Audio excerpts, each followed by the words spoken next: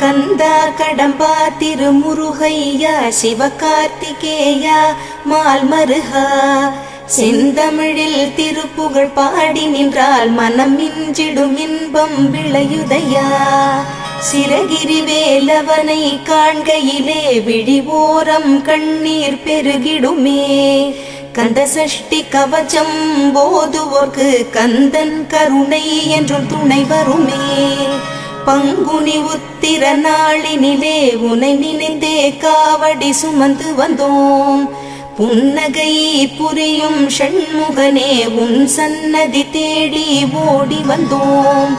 உன் பதம் பணிவது என் தவமே, என் மனதில் நிறைந்திடும் உன்முகமே. ஷண்முக பிரிய குஹ குரு சரவணனே வந்தே இன்னருளை தர வேண்டும். தென்பழனி மலையில் ஆண்டி முகம் சென்னி